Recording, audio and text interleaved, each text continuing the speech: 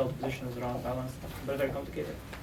The way he played, he's very defensive. He gives me back the piece, and then I thought he should try to go for an endgame, maybe hold an endgame somewhere. But the way he played, I keep the queens on the board. I think it's looked lost to me, but.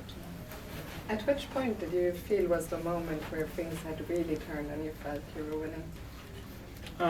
I was really happy to see. Well, I was very happy to see this King F8, F5 sequence, because then clearly I'm on the good side, because I thought Queen C6 was there, which I missed initially at counter Queen H7. King F7, somehow Rook H6 is Rook E6, and F5 is Rook H8, so I cannot quite break through. I was even worried whether.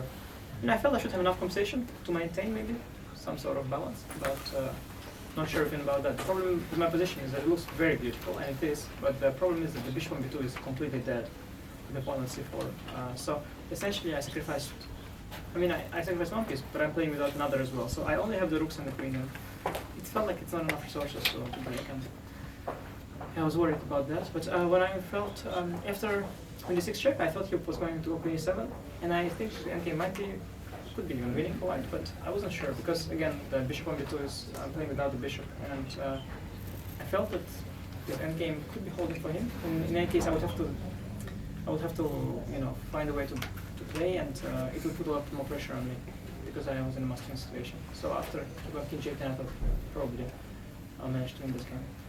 Today was, I think, an unprecedented situation with 5 players going into the last round on the shared lead. For you, was it also a special day today, a special round with so many different possibilities? Did you feel the tension?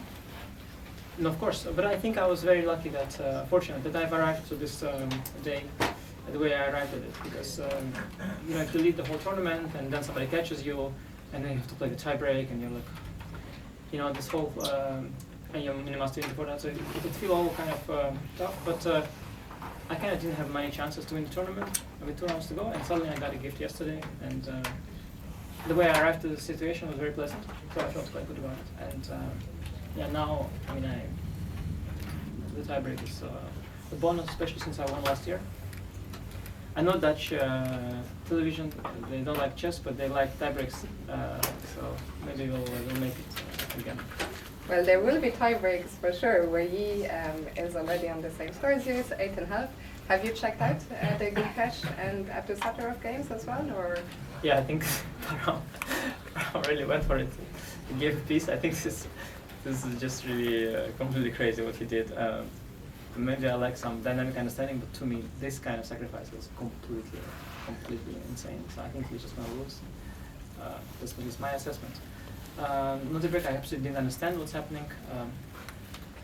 And I thought about Wei already yesterday. Like, he was very sneaky, because let's say with like a few rounds to go, you saw Nodebek was cruising. Okay, I was leading at the start, so you maybe thought maybe I could catch him. Then you also saw players like Alireza winning a lot of games.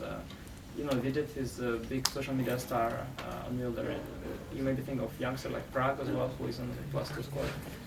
You think of Lukesh, of course, but somehow I think only Wei thought of Wei at the time, and he was quietly looking at his pairing and ready to start the finishing sprint, and he won, I think, last 3 games, right? Yeah. And he was always doing well, and I think he always realized he has chances to win the tournament, but I think other people didn't really realize that.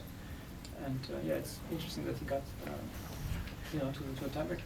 What would be your personal preference? Just a play of the 2 of you, Wei and against yourself, or have the more the merrier? Well, of course, better. I don't know the format, but I think whatever the format, you have better chances when you have less people playing. That sounds. Yes, that's why I want to qualify the World Championship match as well, because it's a nice little contest. But again, I'm really happy with the way it went. Of course, the situation forces me now to. I have to want to win, and I'll have to. Do it and all that. But of course, I'm thrilled with the way it finished the tournament, and to be honest, it's a bit of a bonus now to play this tiebreak. I was going to say, I am a little bit surprised about how relaxed you seem right now, and you're taking your time, which I appreciate for this interview. Wei made a quick exit after his game to go and rest and prepare. What's your mindset? What are the next couple of hours going to look like? I liked his interview. He said that whether you asked him if he has energy, and he said no. Also today, I saw his interview before today. He said that because the round is 2 hours earlier, he's going to sacrifice his sleep. So it seems he values preparation more than his sleep, which is not the case for me. Yeah, I mean, you can prepare or not prepare. I fight tie breaks here, and they were much more tense because I wanted to win the tournament very badly, and I never won it before.